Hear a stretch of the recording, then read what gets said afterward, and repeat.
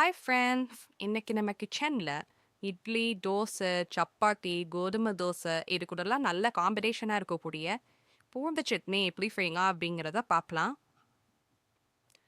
கோதுமை 25லேருந்து 30 சின்ன சின்ன பூண்டு பற்கள் எடுத்துருக்கேன். அதை நல்லா தோட உரிச்சிட்டு எடுத்து வச்சுருக்கேன். ஒரு 5 சிவப்பு மிளகாய் எடுத்துருக்கேன். ஒரே ஒரு தக்காளி எடுத்துருக்கேங்க. உங்களுக்கு எவ்வளோ பூண்டு பற்கள் தேவையோ அந்த அளவு எடுத்துக்கோங்க. பாலிக்க நல்லெண்ணெய் எடுத்திருக்கேன். கடுகு, உளுந்தம்பருப்பு, கருவேப்பிலை எடுத்துட்டு தேவையான அளவு உப்பு எடுத்துக்கலாம்.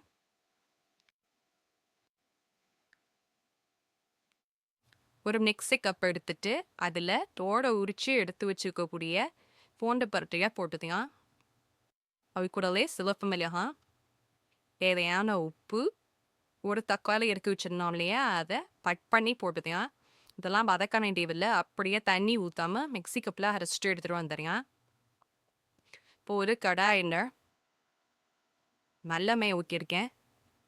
அடுப்பு சிம்மில் வச்சுட்டு கடுகு, கருவேப்பிலை இதெல்லாம் தாளிச்சுக்கலாம். இப்போ நம்ம சட்னி அரைச்சதை இந்த தாளிச்சதுன்னு ஊற்றிடுறாங்க. அந்த எக்ஸஸாக இருப்ப தண்ணியெலாம் கொஞ்சம் சுண்டுட்டோம். ஒரு நிமிஷத்தில் அந்த தண்ணியெல்லாம் இழுத்துரும். பாருங்க, நமக்கு பூண்டு சட்னி ரெடி ஆயிடுச்சு. இந்த பூண்டுல நிறையவே மருத்துவ குணங்கள் இருக்குது அப்படிங்கிறது நம்ம எல்லாருக்குமே தெரியும். மேலும் இது உடலில் தேங்கி இருக்கக்கூடிய செத்த கொழுப்புகளை தரைக்கக்கூடியதாக இருக்குது. அதனால தான் நம்ம பெரியவமையாக ஆன 2 பற்கள் பூண்டு பற்களை நசுக்கி போட்டு வேக வச்சு எடுத்து சாப்பிட சொல்லியிருக்காங்க. இதனால் கொலஸ்ட்ரால் அளவு குறைவுங்கிறத நம்ம எல்லாருக்குமே தெரியும்.